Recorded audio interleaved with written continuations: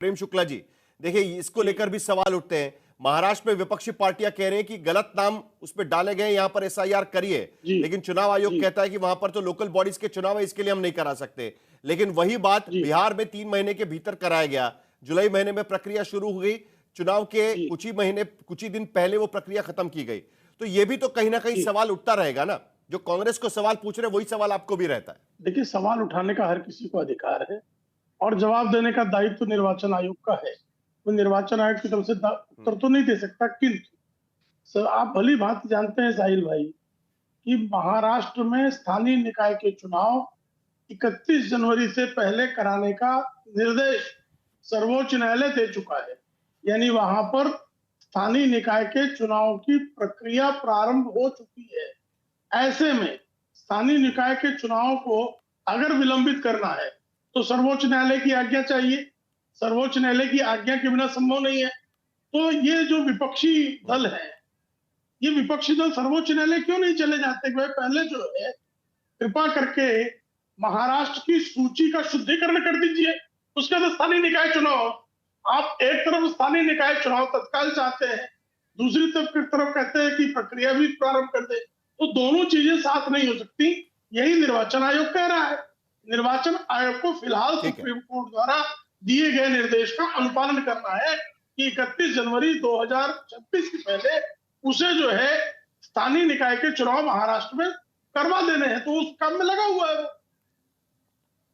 ठीक है, ठीक है। प्रोफेसर अनवर पाशा, बिहार को लेकर अभी अभी प्रेम शुक्ला पूछ रहे थे कि भाई बता दीजिएगा कौन से ऐसे मतदाता है कि जिनका नाम होना चाहिए था, जो आपका दावा था, और वो उनके नाम काटे गए, नंबर 1।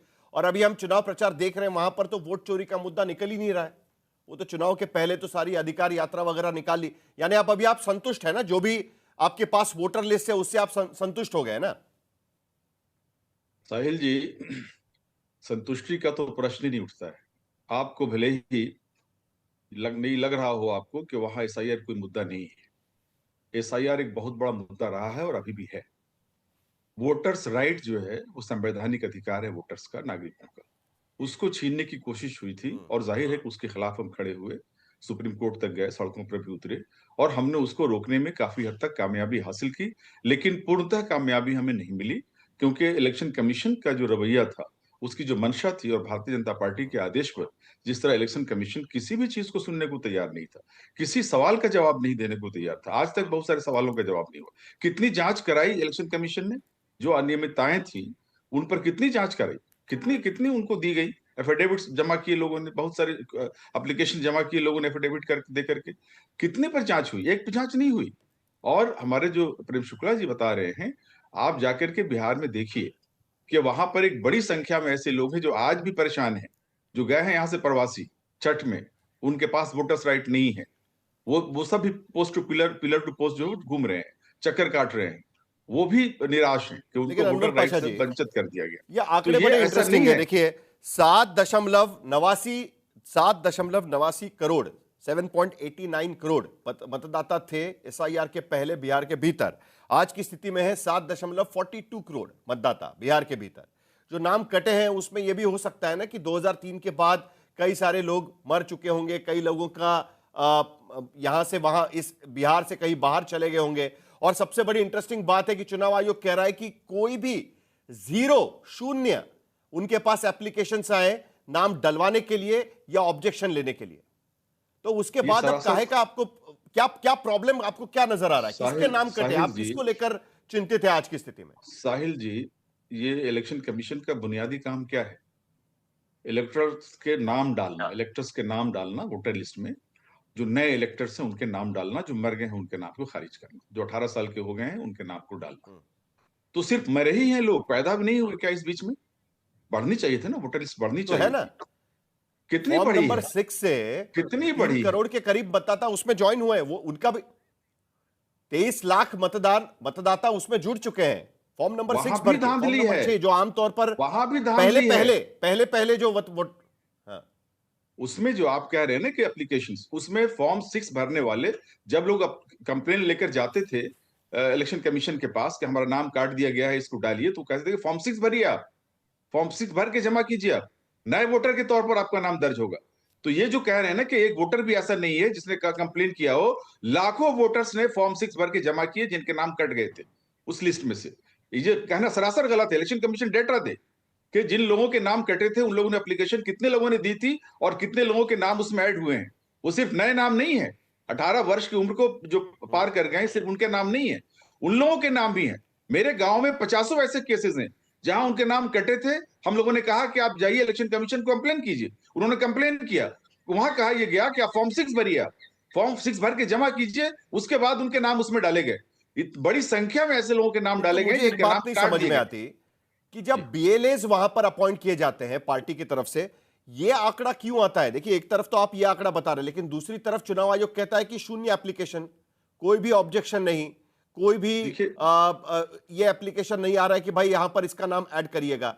बीएलए की तरफ से क्यों नहीं एप्लीकेशन आ पाते? आपके पास तो अब तो लिस्ट आ गई होगी ना, सुप्रीम कोर्ट ने आदेश भी दिया था इस बात को लेकर, आप ही गए थे मैं बता सुप्रीम तो कोर्ट। रहा हूं, मैं आपको बता रहा हूं साहिल जी कि बीएलएस के जरिए ही बहुत सारे नामों के एप्लीकेशंस दिए गए।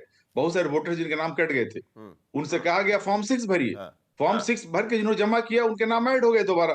तो ये मत कहिए कि 18 साल के बाद के लोगों के नाम उसमें जमा ऐड हुए हैं, बल्कि उनके नाम भी उसमें है, वो एप्लीकेंट्स भी हैं जिनके नाम काट दिए गए थे और बहुत ही सुनियोजित ढंग से काट दिए गए थे।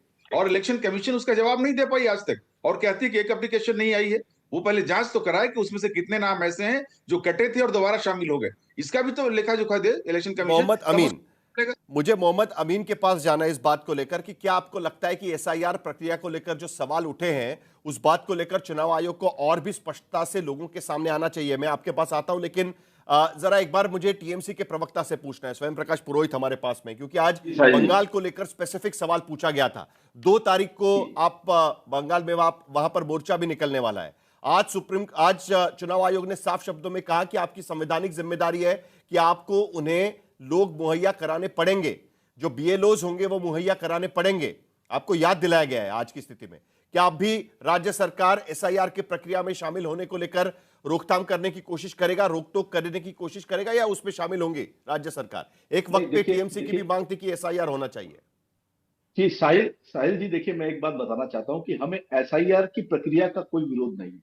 आपको ये समझना है ये जो वस्तु स्थिति क्यों खड़ी हो रही है। हमारे नेता अभिषेक बनर्जी ने एक बात स्पष्ट की थी जब ये बिहार में एसआईआर में 65 लाख लोगों के नाम काटे गए थे, और जिस तरह से अभी अनवर पासा बता रहे थे कि किस तरह से उन लोगों को नाम फॉर्म 6 भर के दोबारा जमा करने पड़े। जब सुप्रीम कोर्ट ने माना कि आधार कार्ड को डॉक्यूमेंट माना गया और भी लोगों जो उनको डॉक्यूमेंट को हटाया गया था, वो दोबारा सुप्रीम कोर्ट के दबाव से इलेक्शन कमीशन ऑफ इंडिया को मानना पड़ा। मगर अभी क्या है, अभी पैरेलल एक ऑफिस चल रही है, BJP election commission of India की ऑफिस चला रही है। ये आपको देखना है। अमित शाह जी कल बयान दे रहे हैं, बिहार में भाषण दे रहे हैं कि मैं 2 चरणों की जगह 1 चरण में चुनाव करा दूंगा। अरे भाई, आप गृह मंत्रालय आपके हाथ में है, इलेक्शन कमीशन ऑफ इंडिया का काम आपके हाथ में नहीं है। ये काम ज्ञानेश कुमार जी को करने दीजिए। मगर आप तो अपने हिसाब से मॉनिटरिंग कर रहे हैं। अभी पश्चिम बंगाल हो, क्या जिन राज्यों में भारतीय जनता पार्टी की सरकारें नहीं है, उन राज्यों के अंदर में कैसे डिस्टर्ब करना है। आपने अभी अभी कहा कि सीमावर्ती इलाका है आसाम, मगर पश्चिम बंगाल भी तो सबसे ज्यादा बड़ा सीमावर्ती इलाका है। पूरे देश में सबसे बड़ा सीमावर्ती इलाका है, जिसमें कितने राज्य, झारखंड हो, आसाम हो, त्रिपुरा, सब राज्यों की सीमाएं जुड़ती है। उसके अलावा बांग्लादेश की सीमा जुड़ती है। मगर हमारे जो देश के गृह मंत्री है वो बैठ करके भाषणों में बोलते हैं कि हम बंगाल बिहार में 1 चरण में चुनाव करने दूंगा, मुझे जिता दीजिए। ये राजनीति नहीं है तो क्या है?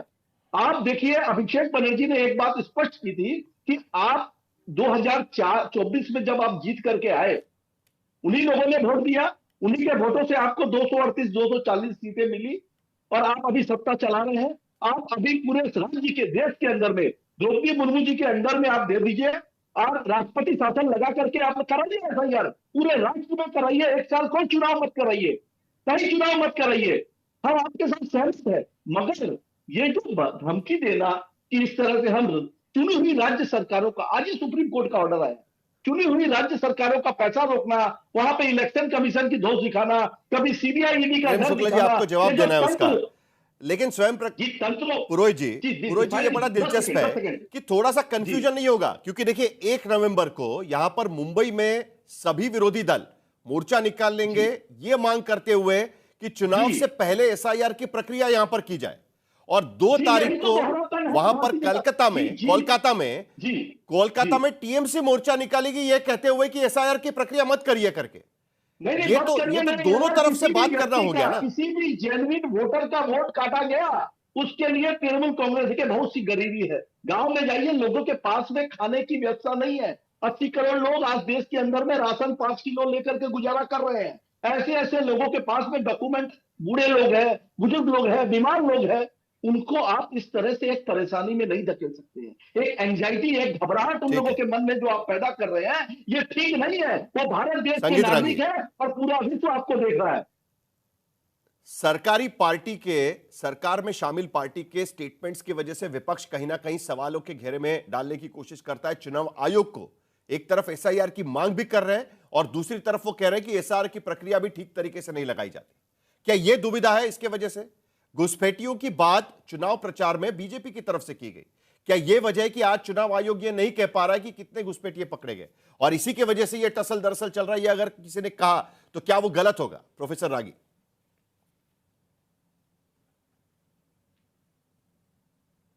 प्रश्न उठ गए हैं, इसलिए मैं थोड़ा सा समय लूँगा। पहला तो उन्होंने कहा कि भाई अमित शाह जी ने कहा कि मैं एक ही बार में चुनाव करवा सकता हूं। उनको जानकारी होनी चाहिए कि चुनाव आयोग होम मिनिस्ट्री से ये पता करता है कि लॉ एंड ऑर्डर की सिचुएशन क्या है और उसी के आधार पर चुनाव आयोग भी कई बार निर्णय करता है कि कितने चरणों में चुनाव किया जा सकता है, सफल चुनाव करना चाहिए। जहाँ तक विरोध का सवाल है, जब पिछली बार विरोध किया गया था बिहार को लेकर के, तब सवाल क्या थे? प्लीज भाई साहब थोड़ा सा ध्यान रखिएगा, हम भी बोल रहे हैं, उसके बाद आप बोलिए, ठीक है? जब बात की है, बंगाल से ज्यादा लॉ एंड ऑर्डर खराब है बिहार था। ये केंद्रीय के नाटा बताते हैं, आप खेल करके देख लीजिए कि बंगाल से ज्यादा हालत खराब है बिहार का, मगर 2 चरणों में चुनाव और पश्चिम बंगाल में आप 7 चरणों में चुनाव करवाते हैं। ये इतिहास है आपकी सत्ता में आने के बाद। साहिल, आप रोकेंगे या नहीं? चलिए संगीत रागी, वो सवाल ये उठा रहे हैं कि आप सिलेक्टिव बात कर रहे हैं जी, गलत बात कर रहे हैं आप संगीत रागी। मैं यदि उनको इतना टोकना शुरू कर देता तो बोल ही नहीं पाते। ठीक है, आप बोलिए। सवाल सबसे बड़ा था पुरोहित जी, बोलने दीजिए, उनको खत्म करने दीजिए, उनकी बात खत्म करने दीजिए। दोबारा आपके पास करेक्शन का मौका सबको मिलेगा। पहले रागी जी को अपनी बात खत्म करने दीजिए। बोलिए बोलिए बोलिए। देखिए, बिहार के अंदर जब एसआईआर की शुरुआत हुई तो सारे विपक्षी पार्टियों की थी, इतनी जल्दी क्या है? यहाँ तो आप कह रहे हैं कि हमें प्रक्रिया से दिक्कत नहीं है। यदि प्रक्रिया से दिक्कत नहीं है तो आपको इतनी परेशानी क्यों है? आज तो बहुत पहले चुनाव आयोग जो है समय लेकर के आपको प्रेस कॉन्फ्रेंस करके बता रहा है कि हम एसआईआर करने जा रहे हैं। आप कीजिए, ये तो उसका एक संवैधानिक दायित्व है और सुप्रीम कोर्ट ने भी उसे मना नहीं किया है। सुप्रीम कोर्ट ने उसे मगर करना भी नहीं चाहिए था। और मैं ये व्यक्तिगत जिम्मेदारी लेकर के कहता हूं कि सुप्रीम कोर्ट ने जो आधार कार्ड के लिए किया वो बिल्कुल वाहियात था, बिल्कुल गलत था। क्या सुप्रीम कोर्ट के जजों को पता नहीं कि इस देश में घुसपैठिए रह रहे हैं? क्या सुप्रीम कोर्ट को पता नहीं है कि लोकसभा के अंदर, लोकसभा के पटल पर 1 करोड़ से ज्यादा घुसपैठियों की बात आज से 20 साल पहले इंद्रजीत गुप्त ने की थी? क्या ये पता नहीं? मैं बोल रहा हूं, मैं अपनी जिम्मेदारी पर बोल रहा हूं। आप देश के ये निर्णय वाहियात है, मैं बोल रहा हूँ। नहीं, जरा संगीत रागी, मैं बोल रहा हूँ, ये सुप्रीम कोर्ट के जज को वाहियात बोलने ये वाहियात निर्णय था, गलत निर्णय था। सुप्रीम कोर्ट को यह मालूम होना चाहिए कि इस देश में कितने। आप अपील करिए, आप जज मत बनिए। आप जज कैसे बन सकते हैं? आप राजनीतिक विश्लेषक है कि जज है? पहले यह बताइए। आप तो जज ही नहीं है। सुप्रीम कोर्ट का जज कौन जवाब दे रहा है? आप राजनीतिक विश्लेषक है, राजनीति के विश्लेषण ना करिए कि ये साहिल आप हटा लीजिए मुझे, यदि आपको इतना ही पुरोहित जी जरा उनकी बात खत्म हो जाने दीजिए। साहिल यदि आपको नहीं सुनना है, मुझे भी संगीत रागी मुझे भी आपसे पूछना है। साहिल आप बायस मुझे आपसे एक बात पूछनी है। संगीत रागी मुझे आपसे एक बात पूछनी है। संगीत रागी मुझे आपसे एक बात पूछनी है। नहीं आप गलत बोल रहे हैं। मुझे आपसे एक सवाल पूछिए, मुझे आपसे एक सवाल पहले बोलने दीजिए। नहीं मुझे एक सवाल पूछना है। 10 सवाल मुझे आपसे एक सवाल, लेकिन आप हमको बोलने मुझे आपसे एक सवाल पूछना है। क्या आपने इसी प्रकार से टोका-टोकी किया था? क्या आपने मुझे आपसे एक सवाल पूछना है, मुझे आपसे एक सवाल पूछना है। आपने मेरा नहीं, आप ओरिजिनल हमसे सवाल सवाल आपसे पूछिए, इस आप बात हमको को बोलने लेकर दीजिए था। पहले।